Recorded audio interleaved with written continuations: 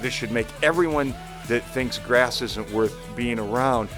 This is what's going to get us all on the right path. The disease was almost just non-existent.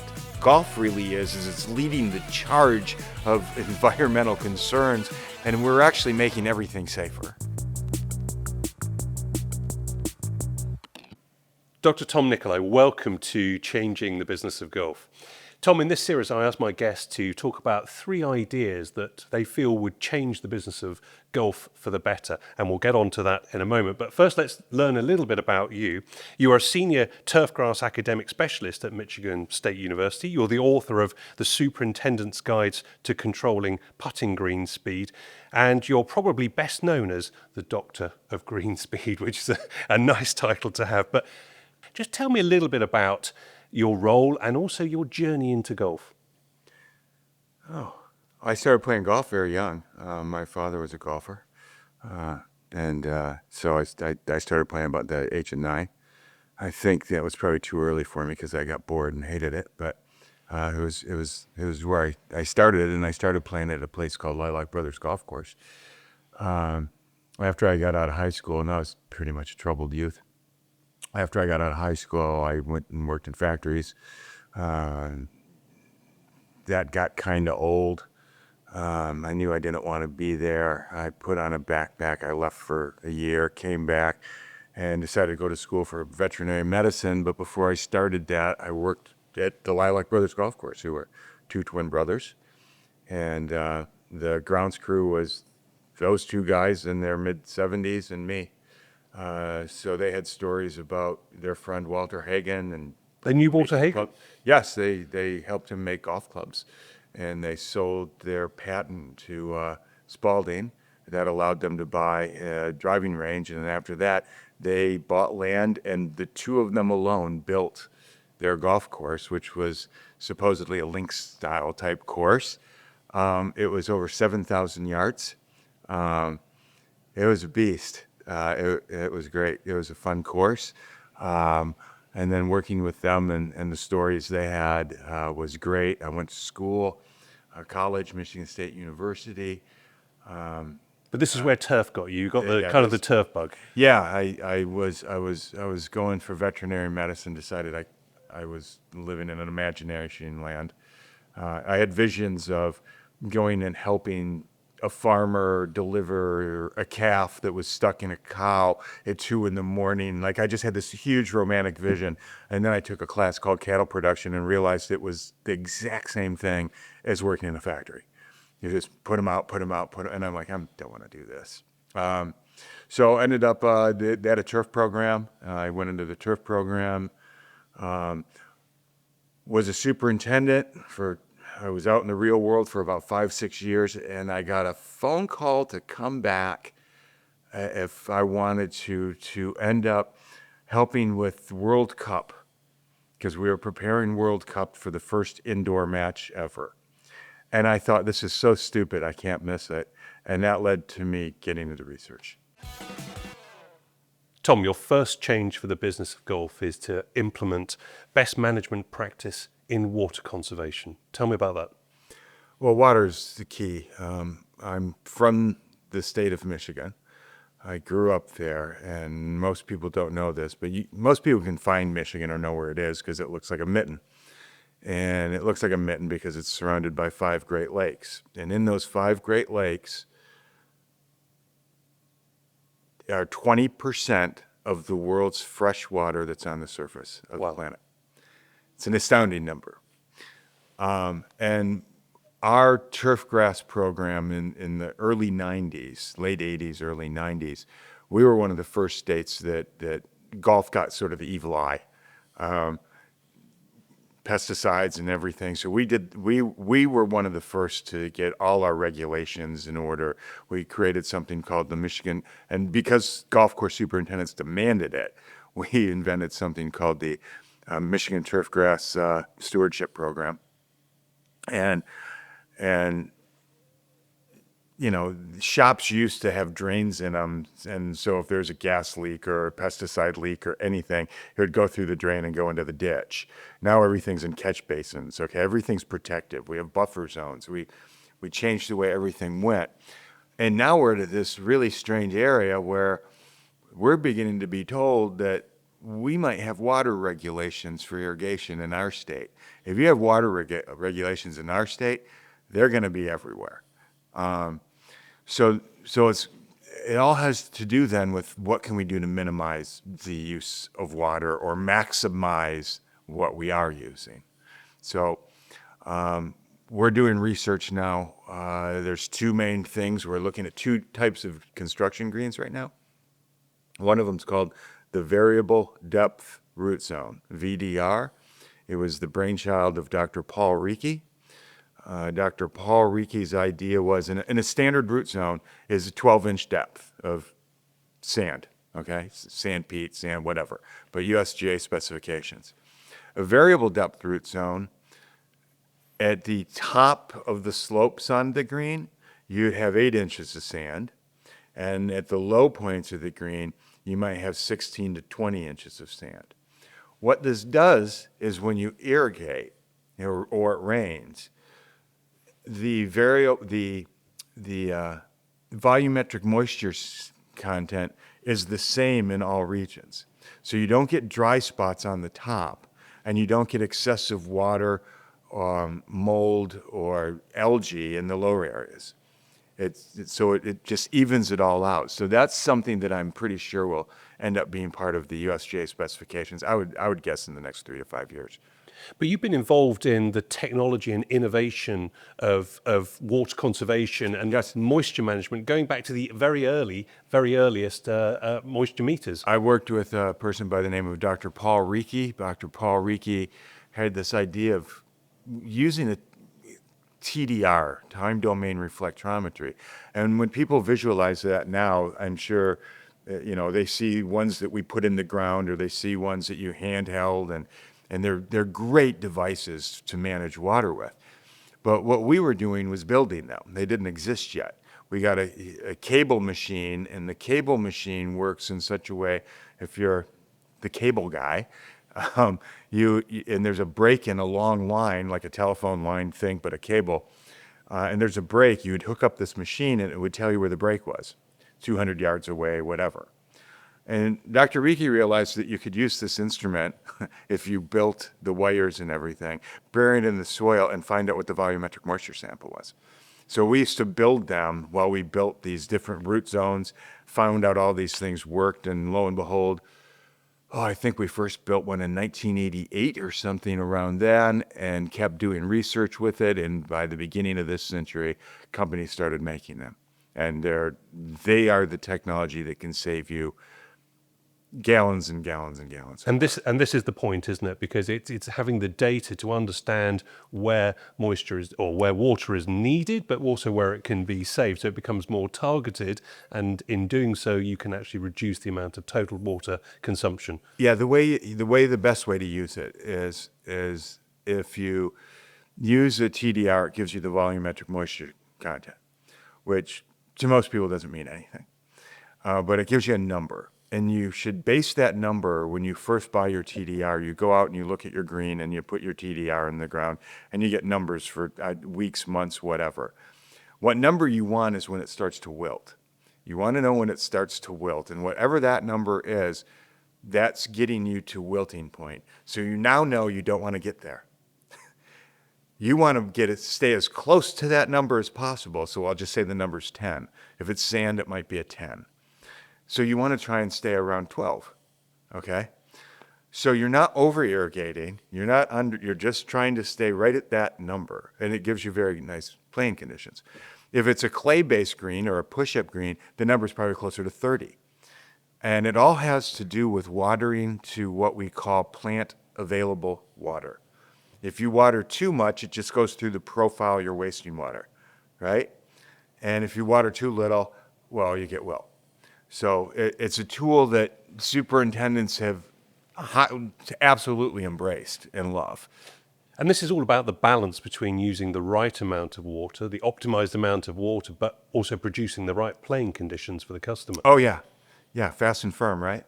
And firm's a big one. And so, I mean, superintendents today are so exceeding the expectations of what they were like in the 70s and 80s and 90s. The game has changed.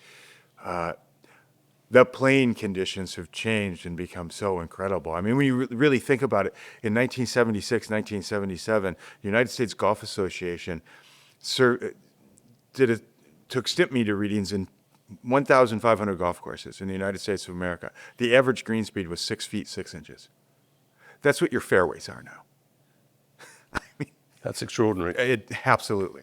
But that's also raised the expectation level among customers. Yes. And also because they see it on TV, they see it on the PGA Tour, on the DP World Tour. Yeah. That's what they expect. And now do we have to, in an age where actually we've realized the value of water, and this isn't just on golf courses, Right. this is the public looking in. Right. And Syngenta's own research on social media shows kind of quite a negative perception. When the sprinklers come on, social media lights up. There goes the golf course again, wasting water. Yeah, well, it's not like it leaves the planet. Honestly, the same amount of water that was on this planet when it started is still here. Unless we shot some up into space, it's just what cycle it's in, right? The key is to stop pollution, and humankind, my country, in the last 50 to 60 years, has done a much better job than they used to. And my country, and all other countries, I'm sure, will keep doing a better job. Because we know, I mean, without water, we're not here. But any water that goes onto a golf course eventually is going to end up in the groundwater, which is eventually going to come up, which is eventually going to be the rain. I mean, it's just a cycle. Yeah, we're living in a period, and coming from the UK, I was talking to a golf club in England recently that has the largest reservoir of any 54-hole complex. It's the largest purpose-built reservoir for a golf course in England, and it was built for a 1 in 50-year drought. Okay. They've had 3 1 in 50-year droughts in the 12 years since the reservoir has been built. And outside, we're seeing water shortages, we're seeing reservoirs because investment hasn't been made in public infrastructure. So there's not even enough drinking water going around. So things are getting quite acute in certain places. Yes, they are. I wish I could wake people up. Okay. I mean, I'm not an advocate of wasting water, but there's a big difference between wasting water and using it efficiently. Other kinds of things, we can do other things besides just irrigate, but the new root zones we were talking about. Also rolling. Rolling is very, very good at if the more you roll. I'm an advocate of rolling. I'm the reason people roll. My research, rolling reduce disease. That's a good thing, yay, because we can use less pesticides then. Rolling also reduces localized dry spot. So the more I roll, I get less localized dry spot. And if I'm using my TDR, so we put all these things together. I got a TDR, I'm rolling, I know what number I want to water to, and these things all work hand in hand. They're all just part of a program to maximize water use and save the water to keep it in the soil. Well, on that point of rolling, we're going to talk about that in your next change for the business of golf. Thom, your second change for the business of golf is to introduce robotics into greens maintenance. Well, one, I'm not going to introduce robotics because I'm not an engineer. And everyone's talking about robotic mowers for the rough, robotic mowers for home lawns, and they're really nice tools. I don't know if we're at the point where they're on fairways yet, and I'm not sure if they'll ever quite get to greens. But I went to an international conference in Denmark a couple years back, and everything was about sustainability, and one of those things had to do with robotic mowers. And you see many robotic mowers in England I see them now, they're going around, but they're not golf course quality that I know of yet. But I was watching a guy give a talk, and he had like 500 robotic mowers at his golf course, and it was all really interesting. And the developer of the mower was there, and I raised my hand and I asked this question. I said, "How heavy can you make that machine?" And he went, what? I said, how heavy can you make the machine? And he said, why? Everyone wants it to be as light as possible to prevent compaction. And I said, because what we really need is a robotic roller. And a robotic roller to work effectively has to be heavy. And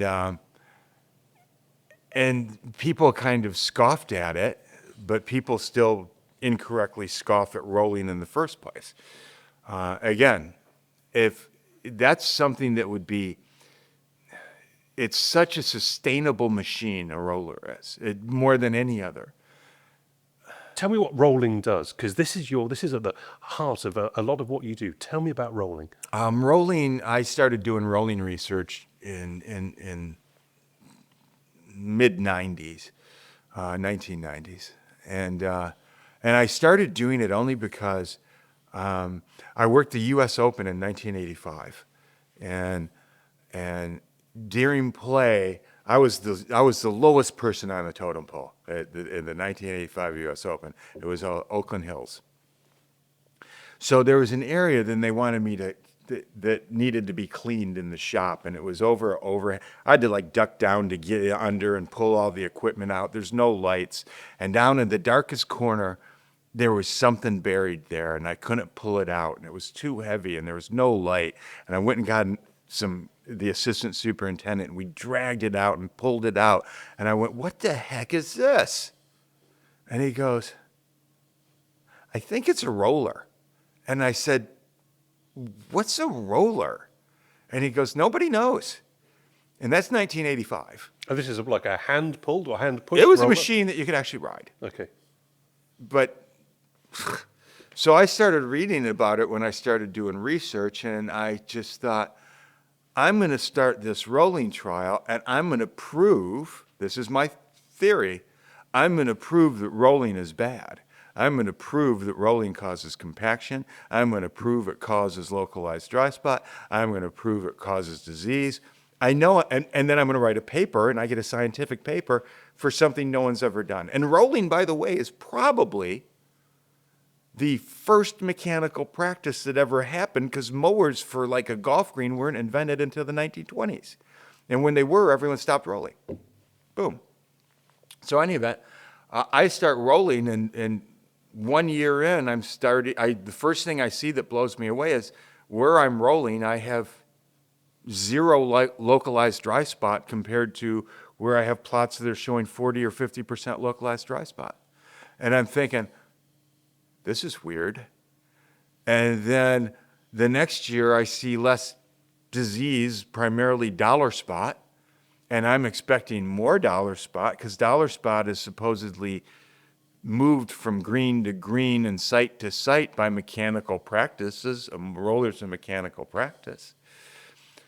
Then I see less weeds where I'm rolling. All I'm seeing are all these benefits. And the absolute opposite of what you're expecting. What everyone, and I mean, I had people that would put their finger in my chest and they would beat me on, and they'd say, I don't care what your research says, there's no way one of those things will ever be on my green. And I'd go, I don't care. I mean, I'm not making any money from rollers. I'm just showing you the data. And it was a long, well, the fight's not even over. Because I can go to some countries, I go to your country and the RNA can get mad at me because I'm talking about rolling. So tell me what's going on. Just explain what is going on by rolling. Why is it having these effects, do you think? Okay, this is going to be tough because people are going to want to use the word people are afraid of this word. And I'm a soil scientist is what I really am. And people are afraid of this word. Compaction. Oh no, compaction. It's like the most feared word in the industry, and it's just such overplayed, and it's misused because basically almost everyone hated soil science class, so they don't even get it. But what rolling does, and I have lots of data on this, in the soil you have macropores. Macropores is air-filled space. In the perfect growing condition, macropore, that's where things drain through. Then you have micropores. Micropores hold water. Rolling does not change the bulk density of the soil. Okay, I've taken lots of soil samples over the years, and bulk density is kind of considered, that would be considered causing more compaction if the number goes up. Well, I've never got a sample that created more compaction. However, and this is going to sound counterintuitive, I do have samples where I've created more micropores, which means I have less macropores, but not to the point that it changed the compaction number or bulk density. If I'm holding more water, well, we're getting back to what we were talking about before. I want to roll to hold water. If I hold more water, and this is data we took as well, what we found was, well, why do we have less disease? Well, disease is caused by fungi, okay? Bacteria is our friend. And when I have more micropores, they have water, I have more bacteria. And we know that because we've taken numbers. We have like 19 different improved strains of bacteria. That is what we believe, and it makes sense, is why you have less disease. Because we haven't changed the amount of food that's in that soil. And it's the same food the bacteria wants and now gets because their numbers have increased by the millions, if not billions, while the fungi is a larger organism and it gets less food, thus less disease. Maybe some of the bacteria attack some fungi. We don't know that yet. That's for someone else to do when I'm retired. But all we see are benefits, and we know we're decreasing disease, and I don't mean just dollar spot, brown patch as well, anthracnose with a good top dressing program. So it's these mechanical practices that we look at. This should make everyone that thinks grass isn't worth being around, this is what's going to get us all on the right path. And if we can educate the public about what we're doing, they should be excited. So you're reducing disease, you're reducing cost, and also improving playing conditions. But tell me about the optimum frequency for rolling and cutting, because again, this would be counterintuitive, or it's different to what most of the industry is doing. Tell me about that. When I started discovering all of this stuff, it was rolling every other day or 3 days a week. Then I kind of did, well, let's just do it every day. So it was 3 days 1 week, 4 days the next. And that was all based on the fact that depending upon the roller, if you roll the day you rolled, you might pick up 14 inches on a stimp meter. And the next day you lose like 6 of that. So you can't wait to the third day. Okay, we're trying to create, and then I started rolling every day, and I really like that a lot. But then we did a study. My job is to try and kill the grass. That's how I see it. I'm not trying to make the grass healthy. I'm trying to kill it. I'm trying to see what happens. So I went to a study that, just for fun, roll once a day, twice a day, 4 times a day, and 8 times a day. And I did that for 2 years. Okay? 8 times a day didn't look very good. 4 times a day wasn't necessary because it didn't increase the green speed enough from doing it 2 times a day. 2 times a day, I almost never had to pull the disease was almost just non-existent. The moss was almost non-existent. I mean, the visual quality and then the customer satisfaction. So I moved from hesitantly telling people you should mow every other day to now telling people you should double roll every day. You should double roll every day because if you know what green speed you want, and I think everyone should have a green speed for customer satisfaction, what they're shooting for, and that's a whole different topic. But if you know what you're shooting for, then you can put inputs in and you can use the law of diminishing returns. Then so you're going to go, you know what, I still want to double roll today, but I don't need to mow. Mowing costs more than anything else on a golf course. I don't have to backlap a roller, but I have to backlap a mower. I don't have to change, I don't have to sharpen the bed knives. And for people that don't know what a bed knife is, just think of a razor blade and cutting your face or legs if you're a woman or whatever, or wherever you shave your body, it's okay with me. But if you have a dull razor, it hurts. Well, we have to make sure the blades of a lawnmower are sharp, or we create wounds, which in fact can create more disease. Rolling's just a much better way to get to that green speed that we want. So if I double roll every day and I can mow less, I'm bringing down the cost of maintenance. I'm also bringing down the cost of irrigation if I'm using a TDR. The whole thing begins to all meld together. But the buy-in is what we're trying to do. The golf courses that really get it right is we're trying to increase customer satisfaction. And customer satisfaction, they used to tell people, this is what they used to say. I mean, the USGA used to say this, they haven't for a long time now, but the big thing was speed kills. No, it doesn't. Speed doesn't kill. Not knowing how to get there safely kills. I've had people want, oh, can you give us a 16? Yeah, but you'll never make a putt. So it's all about surveys and getting people to know, buy in what they want. It's all about the superintendent or greenkeeper promoting it at his club, her club. And so it's all bringing the practices of rolling and going for that number that you know how much to roll and you know how little you have to roll or mow. And by the way, if I'm not mowing, that's probably less water use through the plan as well.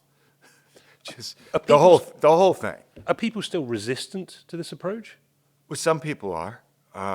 What sort of proportion? People. I don't know. Today I gave a talk in front of about 500 people, and mainly superintendents, other people in industry. But I asked a question. I said, I want to know how many of you roll more than you mow. And about half the room put up their hands. And I'm sure the other half of that room were probably shocked. I have people coming up to me all the time now. I roll, this is one of my favorite comments, a friend of mine, London Hunt Club superintendent, Jason, his quote is, I roll more than I mow, and I mow every day.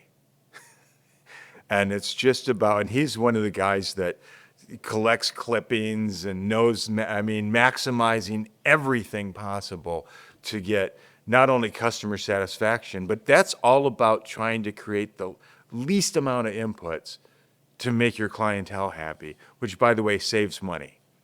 It all just makes sense.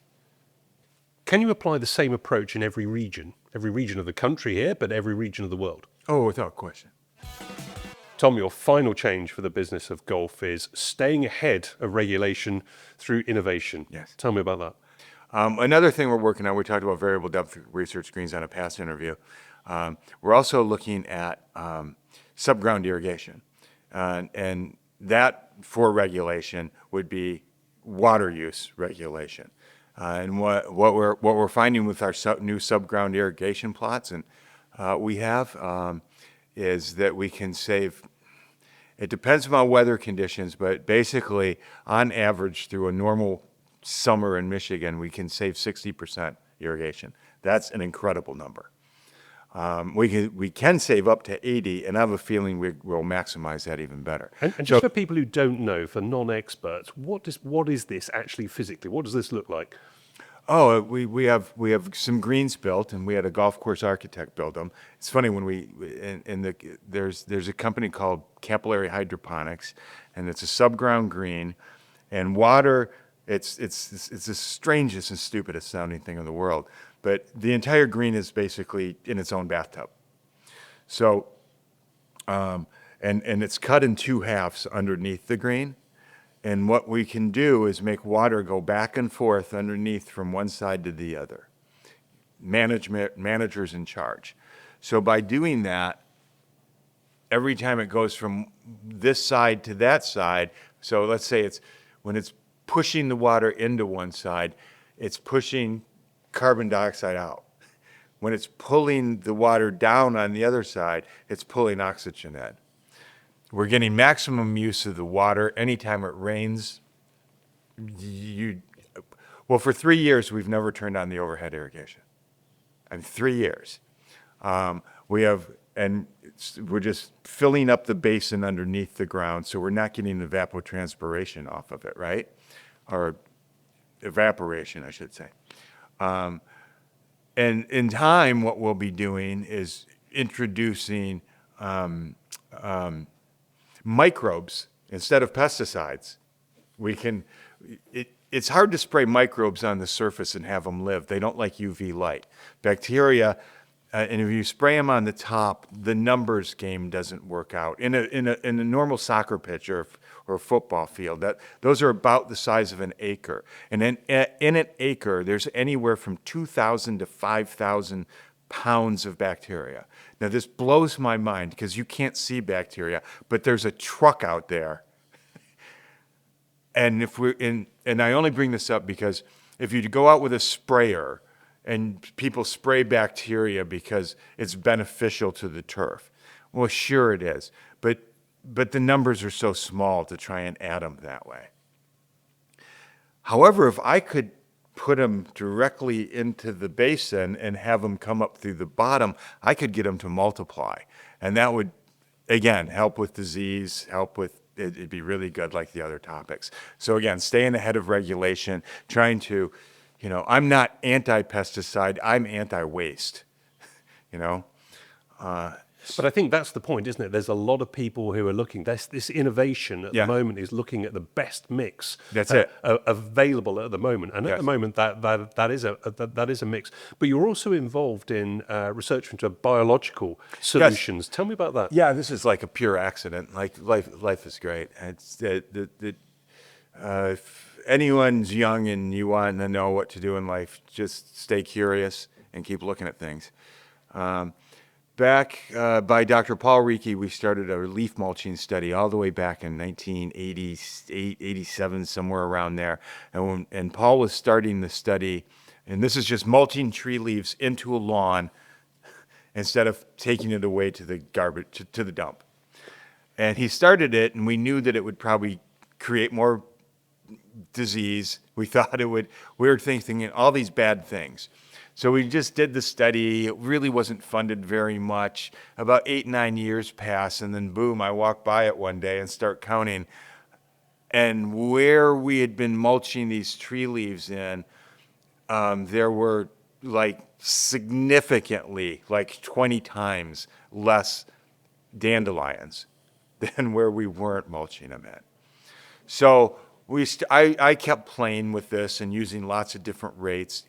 Literally tried to kill grass and got 3 feet high, or just say between your knee and waist. I mulched them into the grass, scalped the grass down, knew I killed the grass, came back in the spring, and they were the best looking plots. It's like, oh my gosh.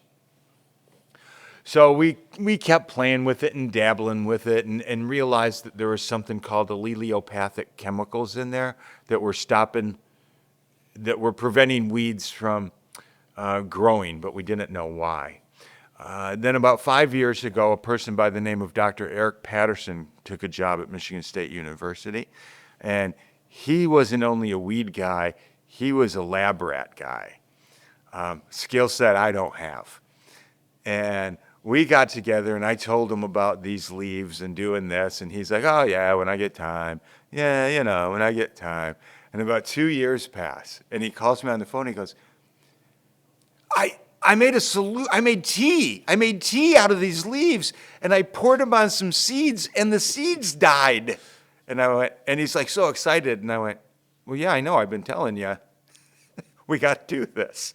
So now we've gotten to the point where I went out and bought a pelletizer, because I thought, if this is going to work, you got to have a way to do it. And I thought, and all along we've been telling people, golf courses, homeowners, we've been saying, mulch them into your home lawn, just please, there's benefits. It's great. Golf courses are blowing it into the rough.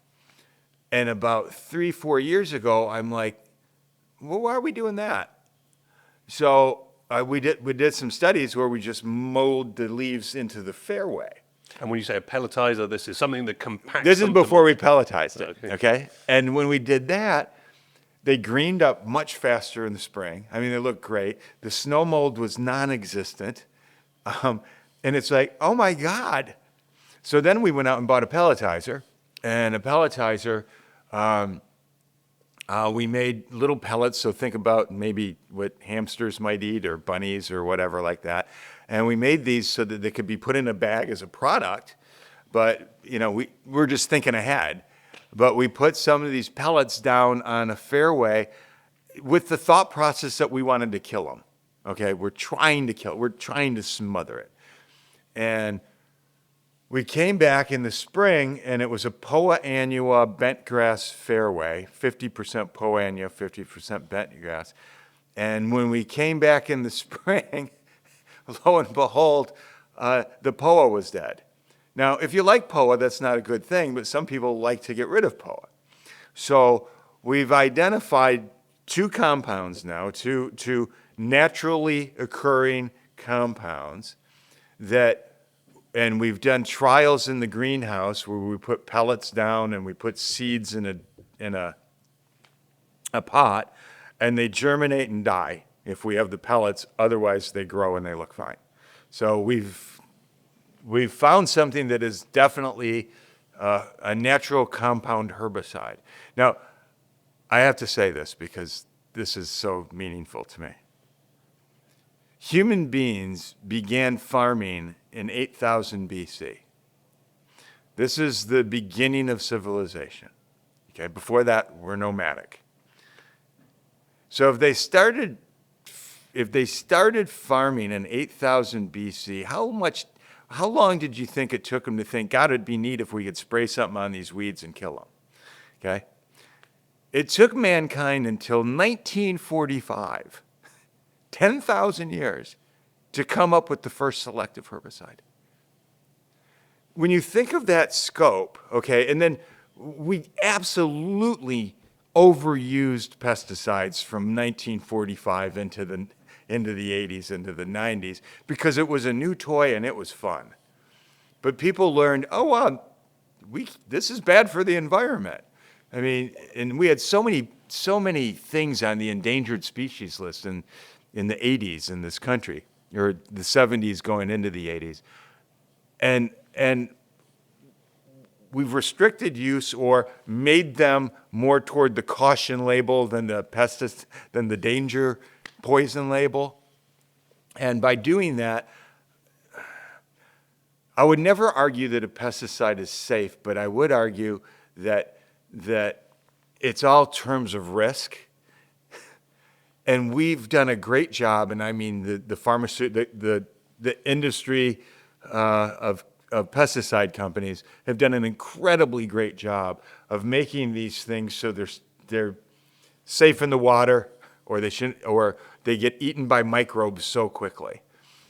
So in any event, we've now discovered something that is just naturally occurring. So now it's going to be how to formulate it so the product can be marketed, and so it'll be an even safer, effective one.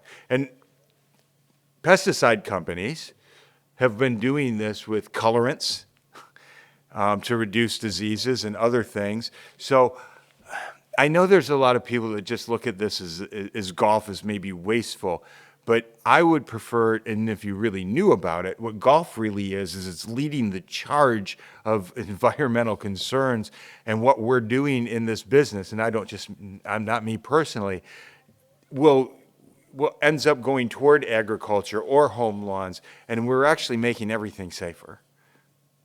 And that would certainly be the case. I mean, I was fortunate to sit in a meeting this week with all the top minds from Syngenta, and they're talking in a similar way. They're talking about the mix of chemistry, which is at the core of their business, but also the biological solutions, using that same expertise to look at exactly what you're looking at, but also that technology and innovation, which can come in the form of moisture management, meters, data analysis, and all of that. And it's that intersection, isn't it, of that expertise and knowledge and some of the things that we've built up in recent years. That's really what's going to drive us forward and, as you say, keep innovation ahead of regulation. And I got to give kudos to the superintendents that are really managing that way. They're so sharp. There's guys out there that are so friggin' sharp, it amazes me, and they're hungry for more. It's almost like they're their own environmental solution people, and they get it. That's what's exciting about coming to a convention or something like that, and seeing them think and their questions are fantastic. Well, Dr. Thom Nikolai, it's been an absolute pleasure speaking to you today. Thank you for your changes to the business of golf. Thanks so much.